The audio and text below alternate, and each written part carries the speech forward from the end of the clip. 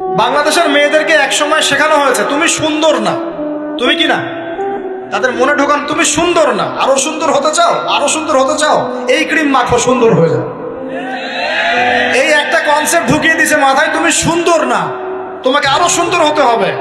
আল্লাহ তোমাকে যে সৌন্দর্য দিয়েছেন এটা যথেষ্ট না, অন্যরা আরো অনেক বেশি সুন্দর, তুমি সুন্দর না, এই ক্রিম মাখো সুন্দর হবে। এই করতে করতে করতে ক্রিমের ব্যবসা শুরু হলো। বাণিজ্য, সবকিছুর পিছনে কি থাকে? বাণিজ্য, আর কিছু না। তারপর শুরু হলো যে পার্লার, অমুক ক্রিম তমুক ক্রিম, অমুক সোনো, এই সেই, বাস মেয়েরা পাগল হয়ে গেল। ব্যাস নতুন নতুন আমরা আমাদের সংস্কৃতি ধারণ করে যে কাপড় চোপড় গুলো পরি, কিছু মানুষ শেখালো এর চেয়ে এই ফ্যাশনটা ভালো, এটা পরো। ব্যাস ঈদে ঈদে নতুন নতুন ফ্যাশন আসা শুরু করবো। আর পাঞ্জাবি পায়জামা পরা তো আমাদের বাপদাদাদেরই সুন্নত, এটা বাঙালিদেরই সুন্নত। সব বাদ দিয়ে এখন আমরা কি শুরু করছি দেখেন তো। এগুলো কিন্তু মিডিয়া দিয়ে আপনাদেরকে ঢোকানো হয়।